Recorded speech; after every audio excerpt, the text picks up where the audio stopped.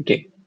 Então, hoje nosso encontro é sobre o tema, né, misticismo e sincretismo em Java, a partir do texto do Clifford Geertz, A Religião de Java, The Religion of Java. A partir, né, de alguns capítulos, né, que eu sugeri como leitura. Introdução, um capítulo sobre o Islametano, o ritual islametano, sobre a crença em espíritos e arte popular. Eu vou começar com uma breve contextualização sobre a Indonésia. A Indonésia, geralmente as pessoas conhecem a Indonésia mais, no Brasil pelo menos, né? Por Bali, então tem essa ideia essa imagem de uma Indonésia hindu. Mas, como a Indonésia ela é muito grande, tem um território gigantesco, o hinduísmo é só uma das religiões, né, que existem no país, majoritariamente em Bali, mas em outras ilhas predomina o Islã. Em algumas outras o catolicismo, o cristianismo, né, mais na Indonésia Oriental. Mas, bom, como o encontro hoje é sobre Java, né, religião de Java, falando de Java propriamente dito, Java a maioria da população professa o Islã.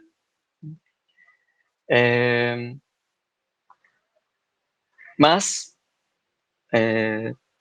também há algumas diferenças muito marcantes desse Islã que é professado, que até hoje, né, que se desenvolveu, né, ao longo dos séculos, a partir do século XV, mais ou menos, e que segue até hoje em Java, em relação ao islamismo que a gente observa em outros países, né, em outras regiões do mundo, como no Oriente Médio. É mais ou menos sobre isso que o Geertz vai tratar, a partir da experiência dele em uma comunidade na ilha de Java, que ele não nomeia, né, ele dá um nome fictício para essa localidade.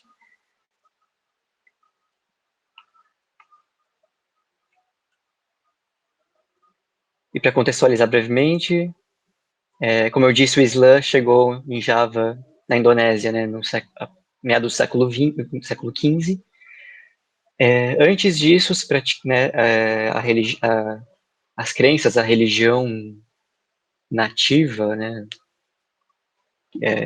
já existia na ilha, era que a gente chama de animismo, né? O hinduísmo vai chegar em Java por volta do ano 400 da nossa era.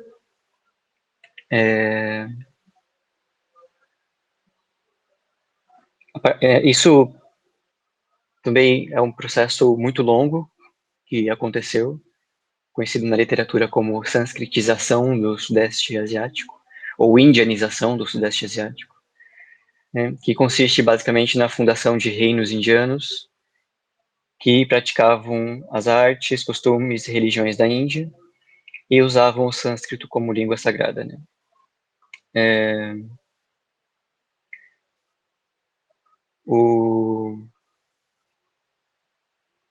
O hinduísmo, né, não só o hinduísmo, mas o budismo também vai chegar ao Sudeste Asiático, vai se desenvolver em Sumatra, Java, e vai levar ao desenvolvimento de uma civilização, né, hindu, né, por meio de um processo de aculturação, né? Então, esse processo espraiamento do hinduísmo também não vai acarretar no apagamento das crenças e religiões que já existiam, né, nas crenças animistas, mas num processo de assimilação e aculturação, né.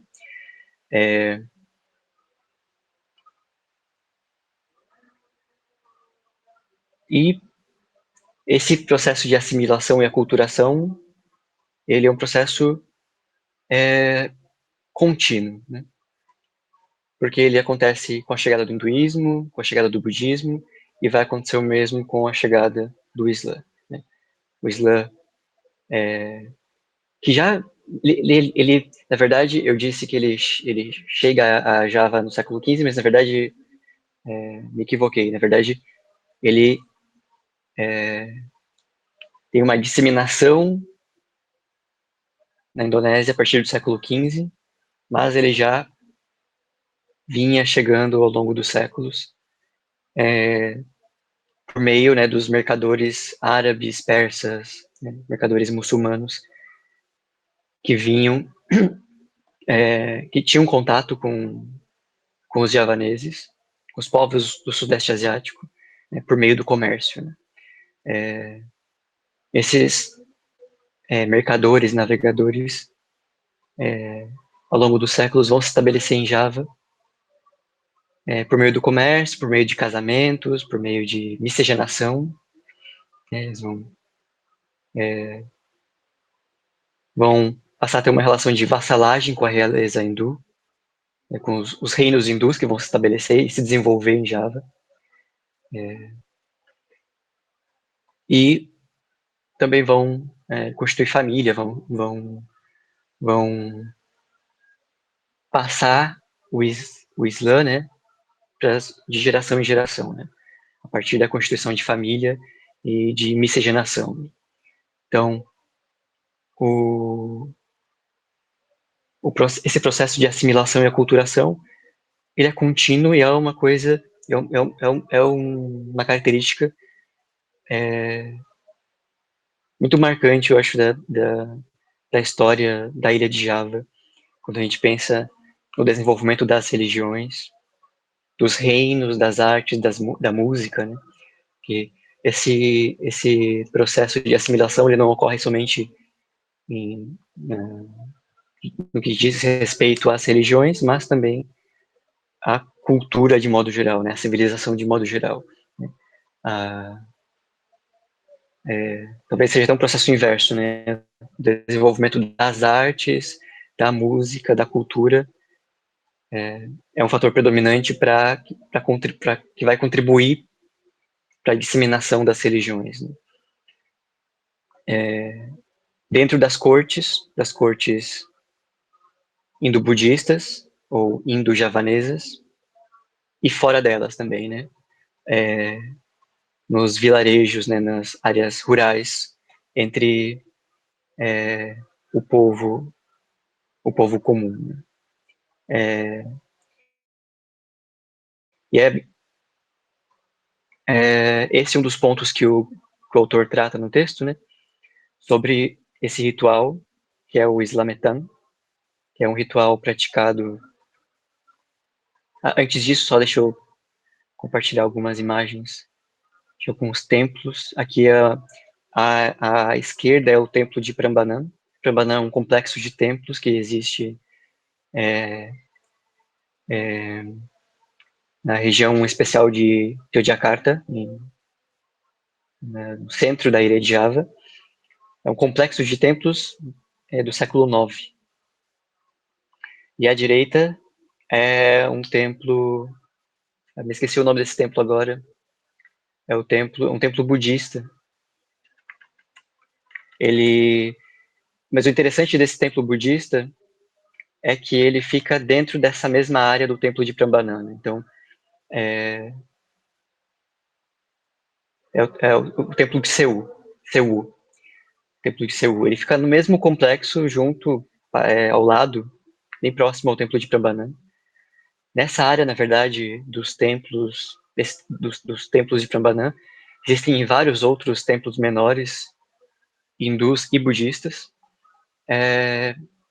Então, eu coloquei essas duas imagens lado a lado para para tentar ilustrar um pouco dessa diversidade religiosa e dessa coexistência das religiões na ilha de Java. Aqui a gente tem um templo de Sambisari, um templo hindu, um templo menor, um complexo de templos menor, na mesma região ali dos templos de Prambanan. Também é um templo do século IX. Né? À esquerda, a gente tem um lingam, essa estrutura de pedra. São dois elementos, né? Tem essa estrutura, essa caixa, né? Essa estrutura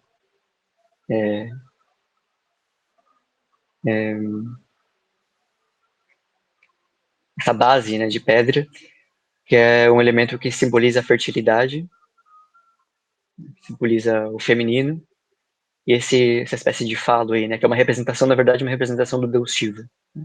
Então, isso está no interior do templo, e é o que determina, o que levou-se à determinação, né, esse é um templo hindu, né, um templo shivaísta. Enfim, fica nessa mesma região dos templos de Prambanan, né, na região, na verdade, no distrito de Sleman, né, mais ou menos ao norte da região especial de Yogyakarta. Bom, voltando, né, então ao Islametano, ao ritual Islametano, esse é um ritual ancestral, né, então é um ritual que é muito, muito antigo, pré-hinduísmo, pré-islã, né, um ritual que remonta, né, às práticas animistas, e ele é realizado em em diversas, aliás, né, na verdade, diversas ocasiões, né, diversas situações e ocasiões especiais. Em uma delas, nascimento, né, quando nasce um bebê, então é realizado esse ritual, ou em casamentos, ou falecimentos, mudança de casa, circuncisão, pedidos de proteção, rituais mágicos. O Islametano, né, assim como diversos outros rituais javaneses, ele parte de uma ideia, de uma concepção javanesa de tempo e de destino, né, e que tem a ver com a numerologia javanesa. Né? Então, para tudo que os javaneses fazem, se eles vão mudar de casa ou se eles constroem uma casa, né? O casal recém casou, foi construída a casa. Eles vão verificar por meio, né, da numerologia javanesa qual é a melhor data, a data propícia para eles se mudarem para essa casa nova. Se eles vão de uma casa para outra, eles vão verificar qual é a data propícia para a mudança de casa. Ritual de circuncisão também, né? Os meninos aí, volta de 8, 9, 10 anos de idade, tem variações, né? Os muçulmanos passam por rituais de circuncisão, também a data é determinada a partir da numerologia javanesa, assim como casamento, tudo, né? Tudo. A não ser que seja algo que não tenha como determinar, né? Obviamente, né? Como nascimento e falecimento. Mas, tirando isso, de modo geral, se tem essa crença. Inclusive, uma coisa muito interessante que eu ouvi de uma professora na universidade, né? Ela estava era uma aula de indonésio, né? De língua indonésia. Mas o tema dessa aula era casamento, né? Os rituais de casamento, né? Os diferentes tipos de adat, né? Que eles chamam, né? De cerimônias de casamento, né? De acordo com cada grupo étnico.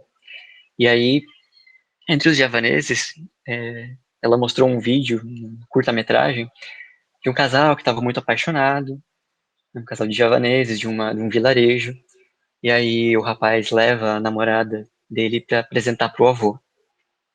Aí o avô pergunta, então vocês têm interesse em se casar e tal? E o rapaz falou, sim, né?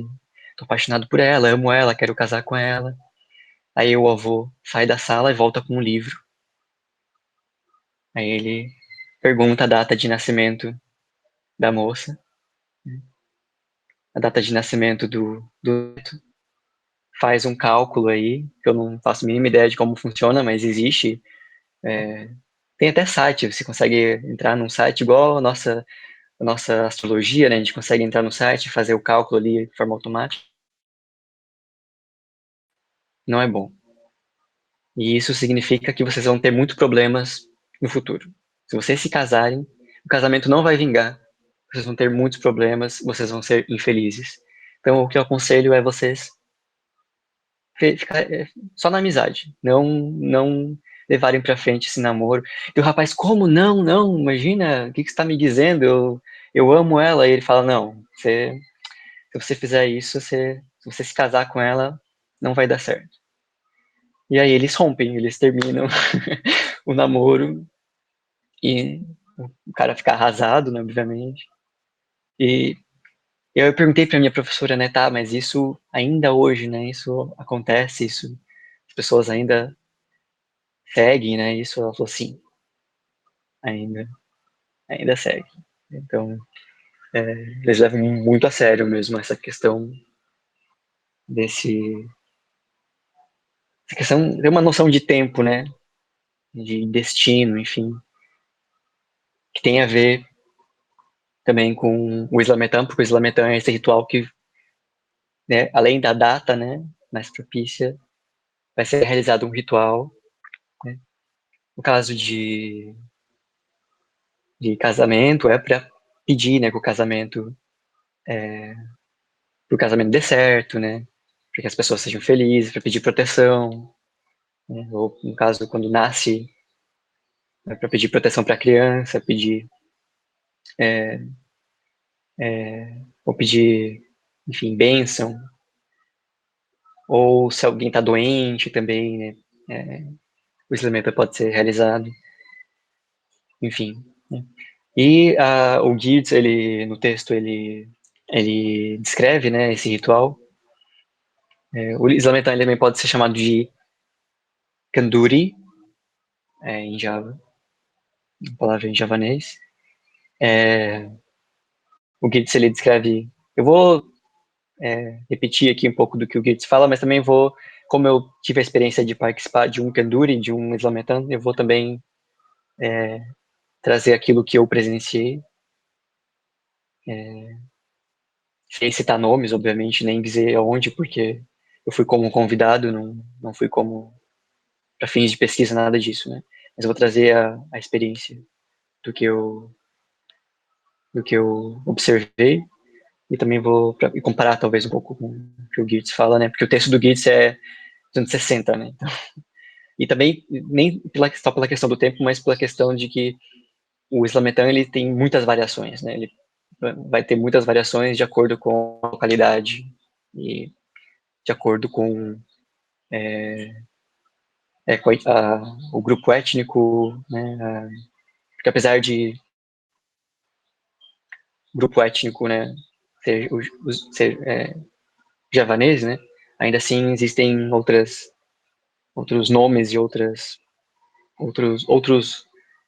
categorias e grupos étnicos na ilha de Java que têm outros nomes, mas que praticam rituais semelhantes. E também, de acordo, também isso vai variar também, porque por mais que sejam todos javaneses, cada localidade vai ter seus próprios contos folclóricos, seus próprios mitos de origem, seus próprios sua própria literatura oral, né? Então, isso também pode variar de acordo com a base mitológica, enfim, a literatura oral, né, de cada localidade, enfim. O Keats, ele descreve o Islametã como uma cerimônia simples, porém formal, muito formal, sem muita dramatização, né? Basicamente, o cerne, né, do ritual é um banquete, né, comunitário, que acontece em um vilarejo. Então, geralmente, as mulheres são as responsáveis por cozinhar, por preparar os alimentos. Aqui nessa imagem, a imagem inferior, tem esse nasi tumpan, né? Basicamente, esse tem uma porção de arroz, né? Um bloco de arroz em formato de um cone, né? Que é um,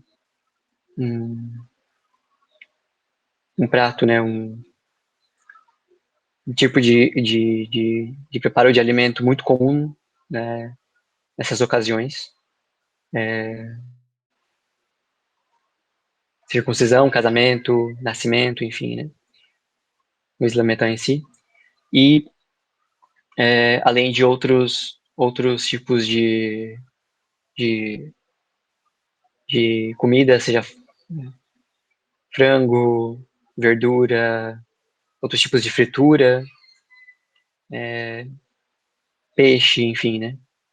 E os alimentos elas preparam durante o dia.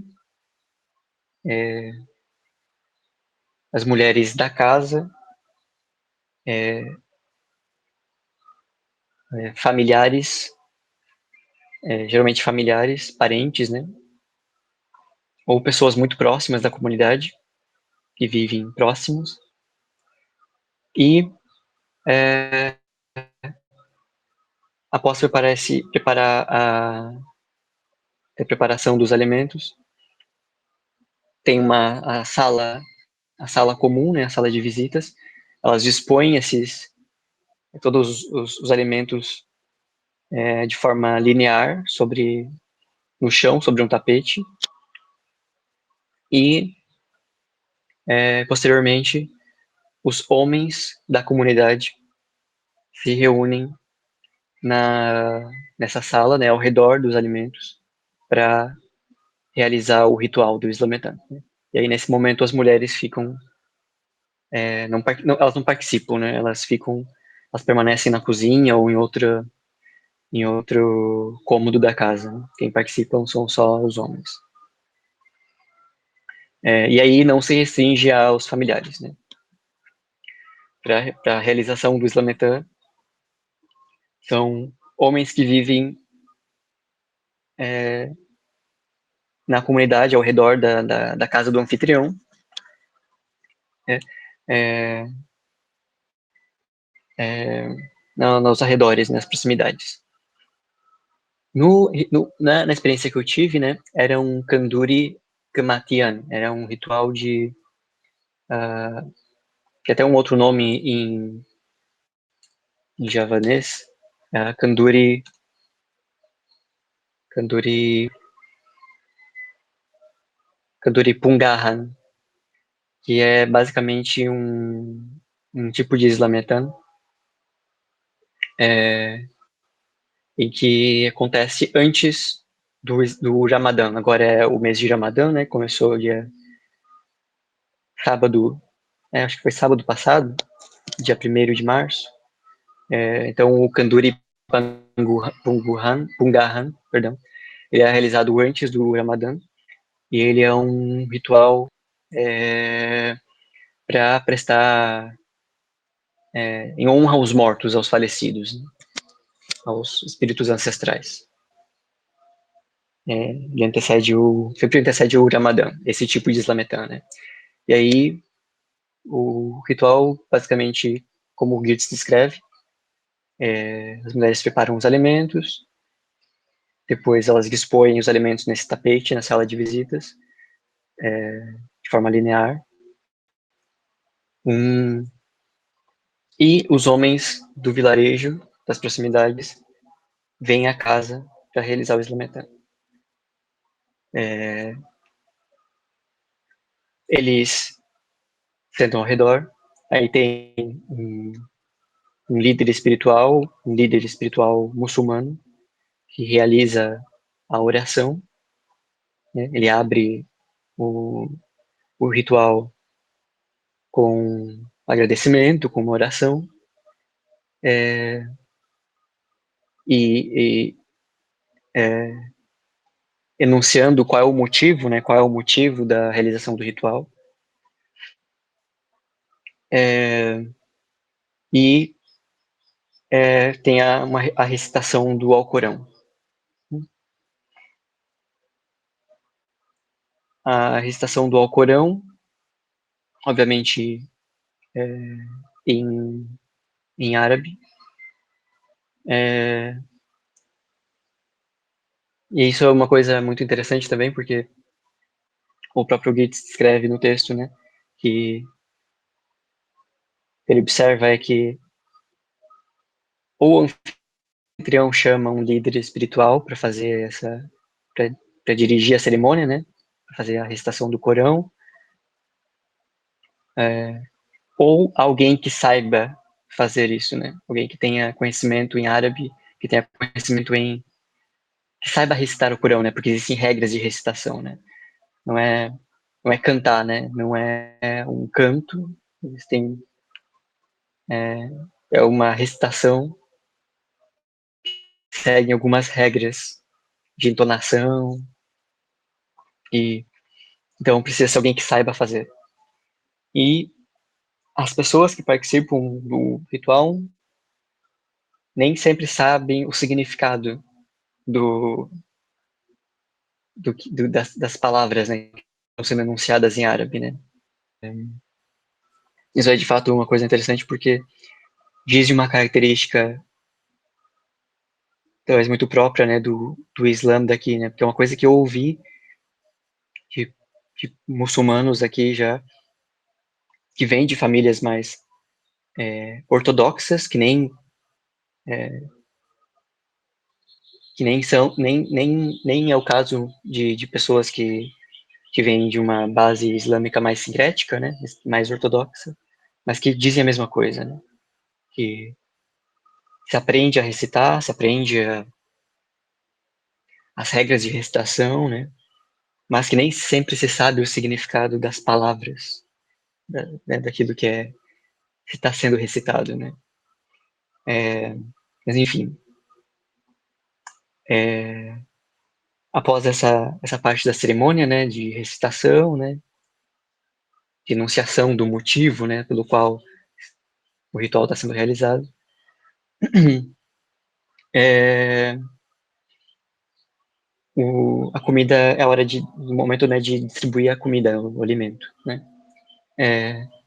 No texto do Geertz, ele descreve que o anfitrião não come, né, os convidados, né, os homens da comunidade que servem e que comem em silêncio, né, e que depois eles podem pegar o resto da comida e levar para casa, né. Mais ou menos o que eu presenciei também. Nesse caso do que eu presenciei com mulher, é um ritual de... Eu não sei dizer se isso vai se repetir em outros tipos de Islametã. Nesse que eu presenciei, pelo menos, os homens vêm à casa, tem esse momento de cerimônia, de oração, de recitação do Corão, e logo em seguida eles se servem, cada um leva um pote para colocar a comida. Eles dividem a comida igualmente, cada um pega um pedaço de frango, uma porção de arroz, um bolinho de não sei o que, a verdura de não sei o que, tudo igualmente dividido, e levantam e vão para casa, né? Não ficam para comer, né? E o anfitrião é o único que come, nesse que eu presenciei, que eu participei, né? passado um tempo, sei lá, 20 minutos, 30 minutos, os homens vão para a casa seguinte. Então, eles vão de casa em casa, né? Como é um ritual pré-Ramadã, né? Então, ele não é promovido, né? Solicitado por uma pessoa da comunidade em específico, né? Não é alguém que, não é como um casamento, né? Ou um nascimento, né? Vai ser realizado na casa de alguém, né? É um ritual da comunidade, então eles vão de casa em casa, né? E fazem a mesma coisa, repetem a mesma coisa. Oração, recitação, divisão do alimento, voltam para casa. Depois de um tempo, eles vão para a casa do próximo morador. E fazem isso ao longo do dia, durante 2 dias, 3 dias. É, é, bom, onde eu tô? Bom, só para repetir, né? Tem essa questão das variações, né? Que pode variar. É, bom, e o Gitz, ele pontua, né, a importância do Slametan como um ritual essencial de comunhão, né, da comunidade, né, da sociedade, do vilarejo, enfim. É, é, que pode ser praticado de maneira isolada, né, na ocasião de uma ocasião especial, como casamento, funeral, né, ou, como eu disse, né, é, de forma antecedendo o Ramadã, né, realizado pela comunidade toda. Tem essa estrutura básica e é, é, tem esse objetivo, né, de promoção de igualdade, harmonia social, no sentido, né, de que é uma ocasião em que é, tem tem como base, né, o fato de que ali ninguém é mais que ninguém, não existe uma hierarquia, e é, justamente, né, até porque essa pessoa que conduz o ritual, ele não necessita ser exatamente um líder religioso, né, ele pode ser alguém que saiba fazê-lo, que saiba recitar o Corão, e geralmente ele tem essa relação muito forte com os espíritos, né, com os ancestrais. Sempre tem esse envolvimento com os ancestrais, com os que já partiram, enfim. Né? Tanto para pedido de proteção, quanto proteção contra os espíritos, né? Porque existem os espíritos bons na crença javanesa, mas também existem os espíritos que causam mal, que causam sofrimento, né? Que perturbam. Então, e isso o Gitz pontua como parte de uma busca, né, pelo por um equilíbrio, um estado, o que ele chama de estado negativo e peculiar de equanimidade física e mental, né? Que vem dessa palavra islamet, que é justamente o que deriva, né, o, o termo islametá, né? E os abanan, né, eu esqueci de citar no início, né, esse ritual ele é majoritariamente realizado pelos abanan, esse grupo dentro dessas classificações que o Gitz faz. Eles acreditam, então, que eventos inesperados podem acontecer, né, e que tem relação com os espíritos, que os espíritos podem interferir na vida terrena, né. Então, o Islametã, ele é realizado também para buscar essa harmonia com esse mundo espiritual, né, para apaziguar esses seres espirituais. Né. Então, os alimentos, né, os alimentos que são servidos entre os moradores, entre os que praticam o Islametã, eles não têm uma finalidade somente comunal, enfim, né, e material, física, mas também espiritual, né? Os alimentos também são servidos, dedicados, né, aos espíritos, né? Assim como os, os incensos, né, os vela, enfim, tudo mais que é parte que é parte do ritual. É, o Guides traz uma citação de um, é, de um javanês, né, que diz que nesse ritual os espíritos se sentam, né, com aqueles que praticam o Islametã, né? Eles sentem o aroma, né, da comida, então de certa forma eles comem a comida também, né? Eles também participam, né, de, da, da, da, da divisão do alimento, né? Então a comida é, na verdade, a parte principal, o cerne do ritual, né, e não a oração. Então, primeiro os espíritos se servem e depois a comida é distribuída entre os humanos, né?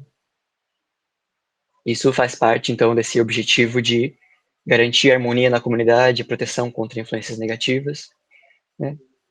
E é, reflete também essa visão, né, de busca por equilíbrio é, e busca por equilíbrio e proteção contra conflitos, infortúnios e também uma forma de respeito mútuo com esses espíritos, né, com esses seres invisíveis.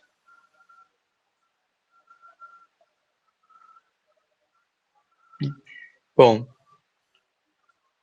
e falando em crença em espíritos, no capítulo que trata disso, né, que o Guiz trata disso, ele descreve, tem uma categorização dos tipos de espíritos.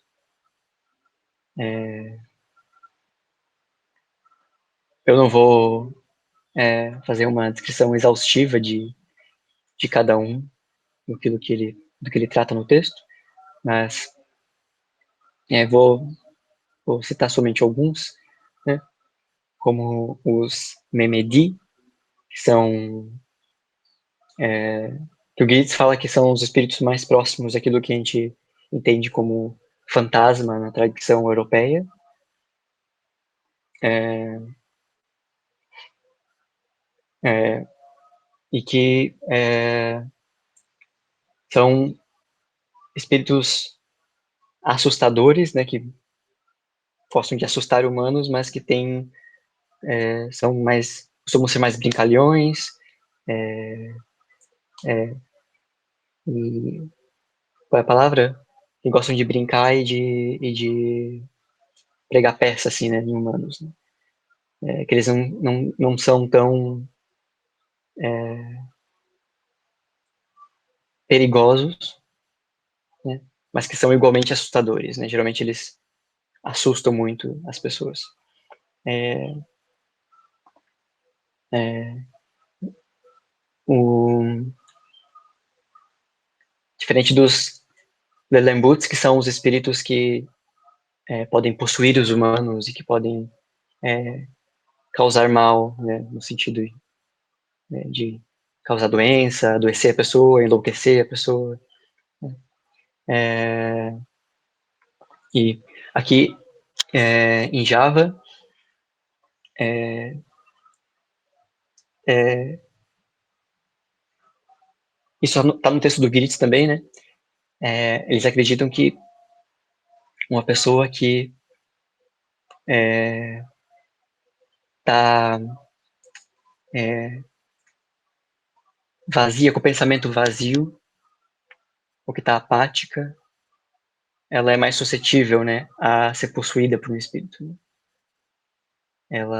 Quando ela está com o pensamento vazio, né? As pessoas dizem, né, para não ficar com o pensamento vazio, não ficar à toa, com o pensamento vago, apático, porque isso facilita a possessão espiritual. Por esses espíritos maléficos, né? E, e aí tem uma coisa, que é do horário do Maghrib, né? Que é quando o sol se põe, né, horário da oração do Maghrib. Que aí eu não sei se é uma coisa já especificamente javanesa ou se é muçulmana mesmo, né? Que independe se é javanesa ou não. Mas uma coisa que uma crença que existe aqui também é que esse horário do Maghrib é o horário mais propenso a também a aparição desses espíritos maléficos, né? Então, entre o horário do pôr do sol ao anoitecer, geralmente as mulheres mantêm as crianças dentro de casa, não podem sair para fora de casa, né? Preferem que fiquem dentro de casa, porque é o horário em que mais propenso a, a, a não a aparição, né, mas a manifestação desses espíritos, né, e uma possível possessão. De modo geral, né, então, o que descreve esse mundo dos espíritos como esse mundo espiritual como um reflexo da organização social javanesa, né? E uma coisa e um exemplo disso, se a gente pensar na cidade de Jakarta, né? A gente já discutiu isso em encontros anteriores, a gente teve um encontro sobre isso, inclusive, né? Que era sobre a cosmologia da região aqui de Jakarta, né? Porque tem o vulcão, né? O Monte Merapi, né? E a cidade toda foi desenvolvida, né? De forma pensada, né? A partir desses pontos, né? O Monte Merapi ao norte e de forma meio que uma linha contínua.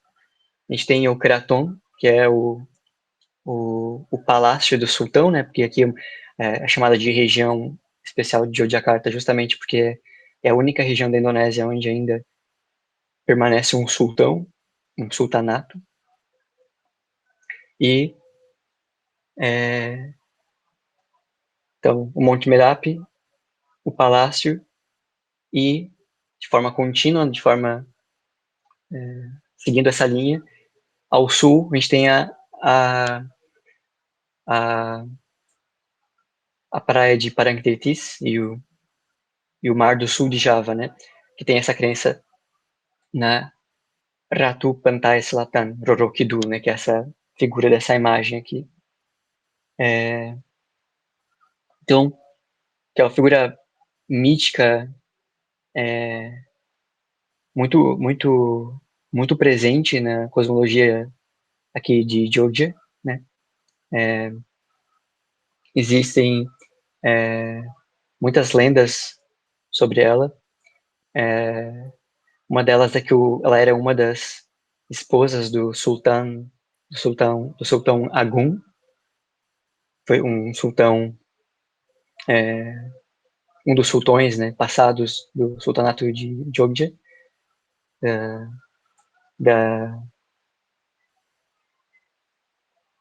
da, da dinastia, né, do sultanato de Yogyakarta. E existem é, é, danças que são existem danças que têm inspiração nela, que acredita-se que foi inspirada nela. Alguns dizem que foi que ela foi ela que, de certa forma, criou essa forma artística. Deixa eu até pegar aqui o nome rapidinho. Bedoyo Ketawan é uma dança sagrada, na verdade, que é inicialmente, hoje eu não sei, talvez ela já seja realizada em outras localidades, mas originalmente ela é uma dança que era realizada no Creaton, e ela é uma dança que se diz ter sido inspirada na Rorokido, e alguns outros dizem que foi ela mesma que criou a dança, influenciando os coreógrafos, os bailarinos, a realizarem os passos de dança específicos, né? Isso porque e também tem essa questão essa lenda de que ela foi uma das esposas do Sultão Agum. Então, uma das teorias também é que essa dança ela foi criada pelo Sultão Agum e, e mas pelo contato que ele tinha com a Rorokido, né? Que foi ela que, de certa forma, o instruiu na criação desse estilo de dança. Então, voltando aqui, então, ao texto, né? E isso vai dizer que esse mundo espiritual, então, ele reflete o mundo social em Java de forma simbólica. Eu trouxe aqui o exemplo da questão da cosmologia, da organização da cidade, das artes, mas também o Git cita sobre o Git cita o triunfo, né, da cultura sobre a natureza, né? Ele cita à medida que a civilização avança e as florestas tropicais são convertidas em campos de arroz e aldeias, os espíritos recuam para florestas remanescentes, vulcões e o Oceano Índico, né? A crença mais forte, né, então, como eu acabei de citar, é a Rorokidu, que habita o mar e leva para as profundezas qualquer um que use verde perto da sua morada, né? Então tem essa lenda também, né, que se você vai para a praia de Parangtritis ou qualquer outra praia do sul do sul de Java, você não pode usar verde, porque essa é a cor da Rorokidu. Então, é, então, à medida em que alguém se torna mais civilizado, segundo o padrão javanês, sua mente se fortalece, tornando-se menos vulnerável à possessão de espíritos, né? Então, essa coisa que que eu já citei antes, né, de que quem está mais suscetível à possessão, à, à interferência de espíritos malignos, são as pessoas que não seguem esse, essa ordem social estruturada dos javaneses, né? Que não tem fé, que não tem religião, né? Alguns exemplos que o Gibbs traz, né, a partir de depoimentos, né? Que não jejuam, que não tem ordem na vida, né?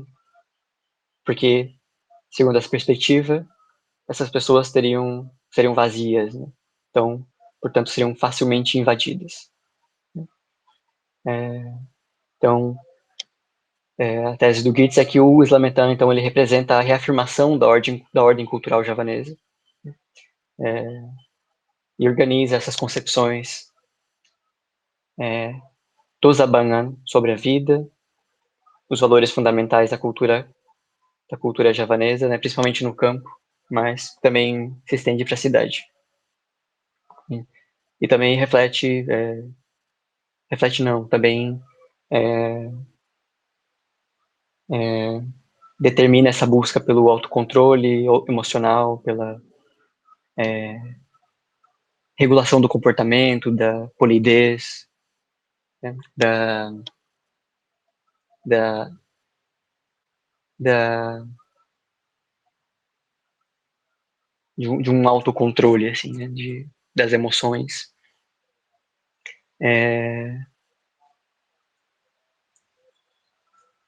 E Além disso, ele também funciona como um mecanismo simbólico para reafirmar a cultura tradicional, protegendo as pessoas da desordem representada pelos espíritos e reforçando o equilíbrio da comunidade. Deixa eu ver se eu esqueci alguma outra coisa. Bom, acho que essa parte é isso. Sobre as artes populares, ainda falando sobre espíritos e essa relação, né, do mundo espiritual com o mundo terreno.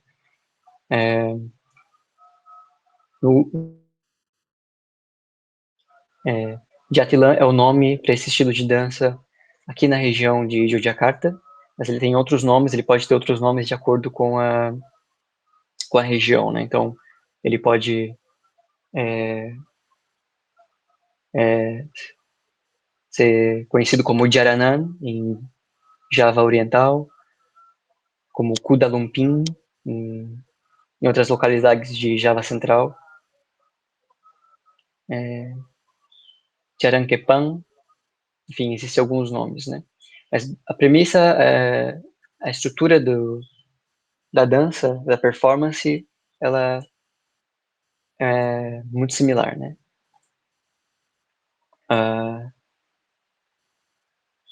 O Jaranan, ele é realizado por um grupo de bailarinos, homens ou mulheres, que dançam montados em um, em um cavalo, né? Um cavalo feito de bambu, de madeira, palha, existem alguns,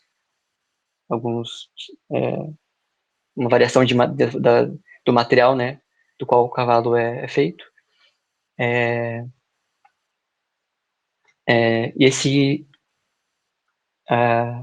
ele não é só uma performance de dança, mas ele também uma performance ritual, né? Porque quem conduz a, a performance é um Pawan ou um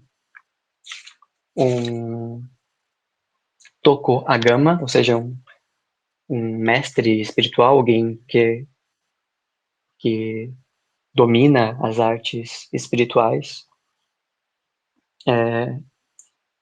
E ele convida, a partir de um ritual com incensos, velas, os espíritos ancestrais, tem essa denominação Arwah, a se juntarem à performance, né? A comparecerem à performance, né? Os bailarinos dançam, eu vou mostrar um vídeo para ilustrar melhor isso. E em um dado momento, eles entram num estado de transe, eles dançam acompanhados de gamelan, anclum, os instrumentos variam de acordo com a região. Em algum momento eles entram em estados de transe e são possuídos por esses espíritos.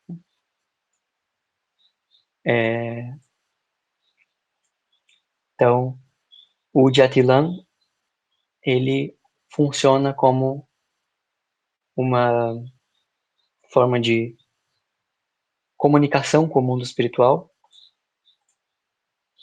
e ele também ilustra essa, essa relação dos humanos com esses espíritos, com esse mundo espiritual, né? A diferença é que no caso do Jatilan, essa possessão, ela não é maléfica, né? Ela não é como no caso dos espíritos que aparecem durante o pôr do sol, né? Que eu citei agora há pouco, que causam doenças, que enlouquecem as pessoas, né? Nesse caso, os espíritos eles são convidados pelo líder espiritual a possuírem os bailarinos, e são considerados espíritos ancestrais, né? Ainda que nem todos sejam espíritos humanos, né? São espíritos ancestrais, espíritos da floresta. Um deles é o Baron. Baron, ele existem danças somente dedicadas ao Barão, como o Reog Panorego. Ele é considerado um espírito protetor da floresta, né? Ele que coexiste com os seres humanos, com os vilarejos, e que, no caso, mesmo não sendo um espírito humano, ele é considerado um espírito ancestral. Eu esqueci de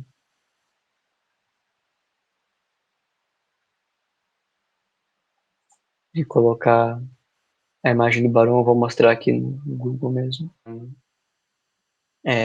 Existem algumas danças, algumas performances que são somente com esse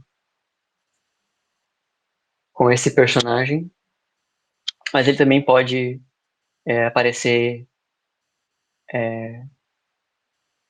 no Jatilan, por exemplo. Né? Existem algumas variações em que a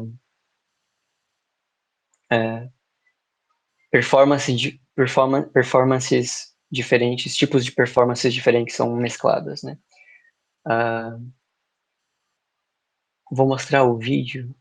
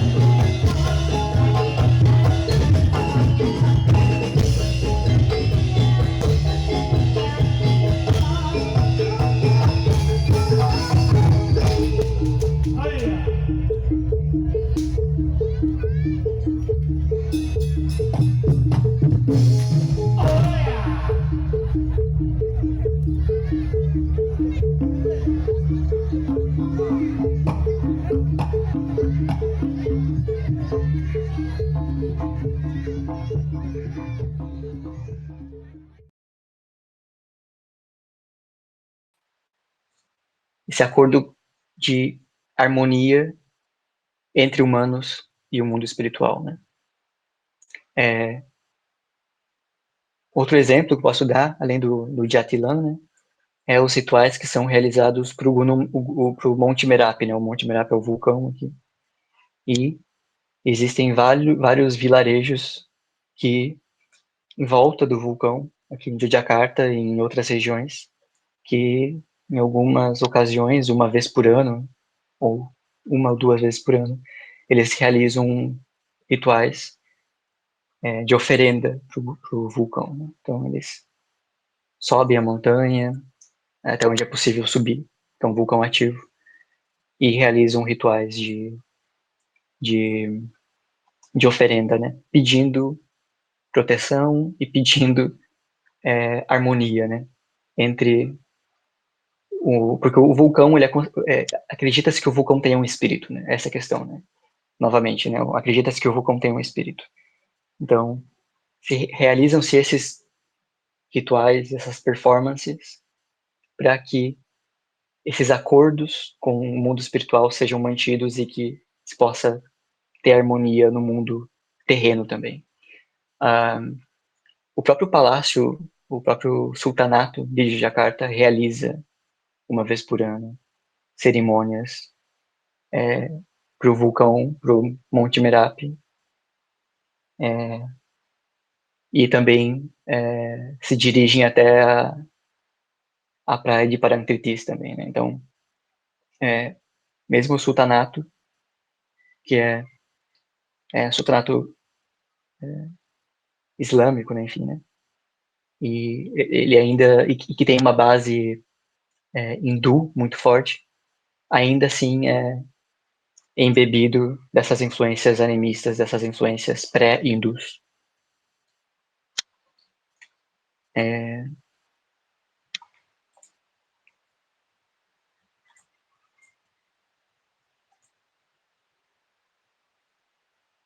Eu acho que era isso que eu tinha mais ou menos para falar. Eu já falei mais de 1 hora. Eu acho que é isso. Maravilha, cara. Obrigado. Eu Obrigado. que agradeço. Espero que tenha ficado clara a minha apresentação, porque é tanto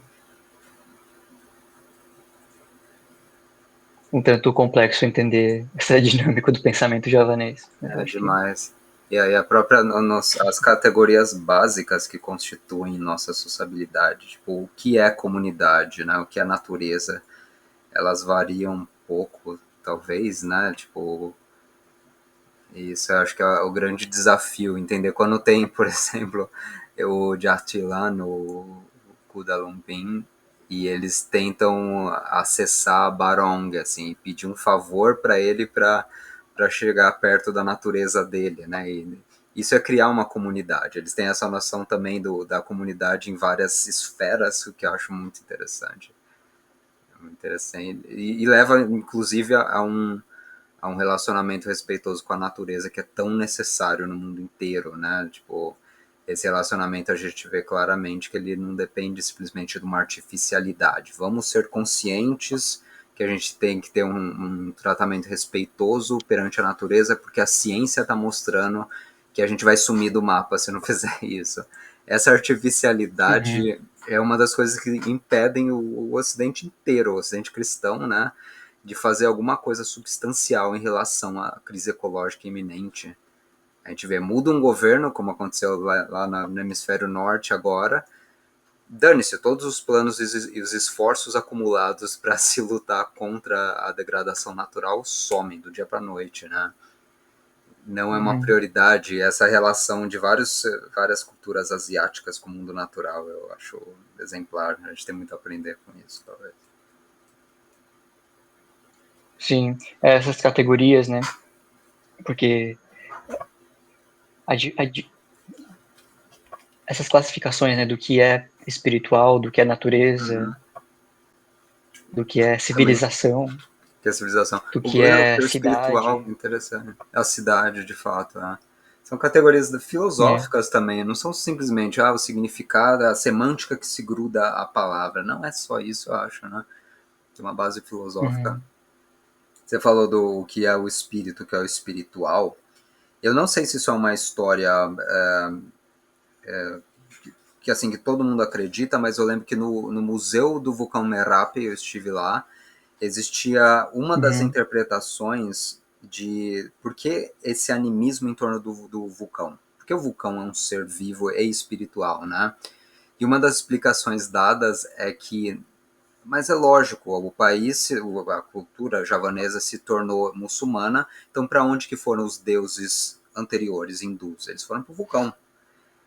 O que é uma coisa muito anti o monoteísmo. O monoteísmo diz não, esses deuses são pagãos, eles não existem, ou pelo menos eles são assim um produto cultural e o nosso Deus é o Deus verdadeiro.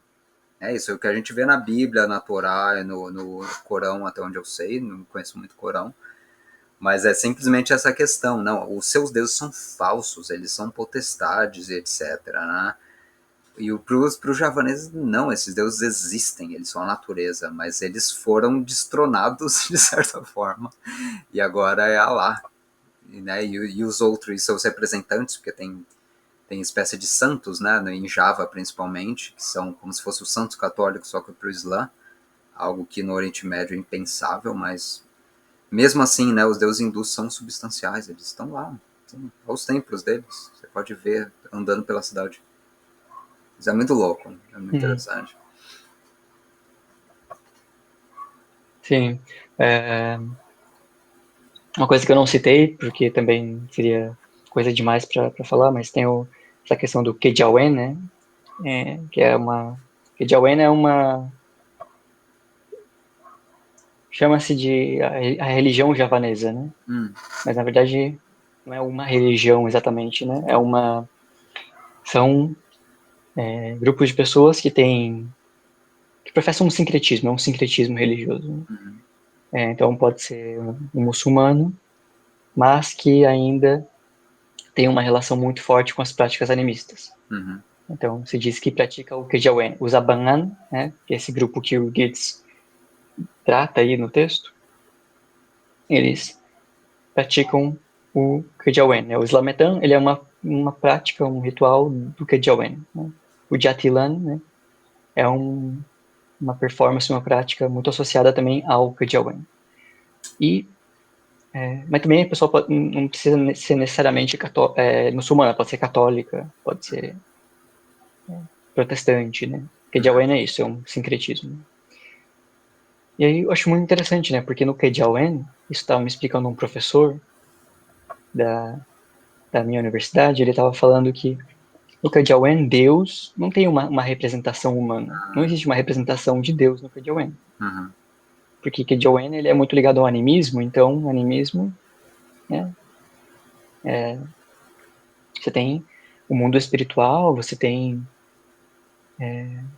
inclusive a montanha, o rio, né? Enfim, tudo pode ter espírito, os animais, mas né, Deus, ele até pode ser representado, mas não existe uma representação como a Deus, a nossa imagem e semelhança, né? Uhum. Como no catolicismo, pelo menos, né? E então eu acho isso interessante porque no caso, nesse caso, as artes, elas também podem ser uma representação divina, né, desse mundo espiritual aí, como por exemplo o Jatilan, o Barão. Mas eu acho interessante isso porque como uma pessoa que é católica, né, ela consegue ao mesmo tempo ter essa religiosidade apontada para um monoteísmo, que é esse Deus, né, católico, e ao mesmo tempo né, tem essa coexistência Uhum. com esse mundo espiritual do Kejawen, em que Deus não tem uma representação única, sabe? Uhum. Senão representações diversas a partir de diversos elementos da natureza, enfim, das artes. E Sim. eu acho isso muito louco, assim, sabe? Uhum. E no Islã também, né? É, como isso coexiste uma coisa muito única daqui, assim, muito louca, né? Eu Sim. acho demais. E nessa esfera do ritual também a noção de congregação se dissolve, né? Existem pessoas de diferentes religiões oficiais, vamos dizer, que estão unidas no mesmo espaço e partilhando das mesmas crenças e rituais, o que também é impensável no cristianismo, né? Principalmente o cristianismo, nem tanto o judaísmo. O judaísmo é muito étnico, né? Mas o cristianismo inventou essa noção da igreja, a igreja como uma comunidade, uma congregação de pessoas pensantes Uhum, da mesma forma que estão unidas entre si, elas dependem uma da outra, porque você sozinho não tem o mesmo nível de acesso ao Espírito Santo. Se você tiver dois ou três ou mais, você vai ter. Tem todo esse papo, né, no paulismo cristão. Um cristão na Indonésia, esse exclusivismo do cristianismo se dissolve. E é um preceito uhum, básico da dogmática cristã, isso eu acho interessante. Parece que esse fundo religioso deles, um metafísico, vamos dizer, ele é mais forte que a dogmática das grandes religiões mundiais. Que o Islã, que é uma uhum. religião forte, com um dogma forte, né, e muito exclusivista também. Não, parece que vem isso em primeiro e as religiões em segundo. Faz sentido dizer isso? Sim, sim. É o que a gente chegou a discutir isso, né, em encontros passados, né, lá por 2021, eu acho, sobre que alguns autores que defendem a ideia, né, de que, na verdade, os javaneses permanecem na sua base animista, Animista. né, e que o Islã, o catolicismo, enfim, né, mas Uhum. principalmente o Islã, ele tá na superfície, né, ele Uhum. é o verniz ali, Uhum. mas que a base religiosa, ela permanece animista. Eu acho que, em certa medida, isso é verdade, assim, né, Uhum. é, acho que é sempre isso, né, existe uma questão de diversidade aí nessa diversidade, né, eu acho que é verdade e não é, eu acho que pode ser, pode ser, pode ser isso mesmo, assim, para determinados grupos, determinadas localidades. Então, Sim, principalmente quando você vai para vilarejos, para vilas, né? Eu acho que aham. aí onde você tem um contato mais próximo, eu acho, com, com o natural, enfim, eu acho, nas cidades isso vai se perdendo, né? Não faz sentido. Mas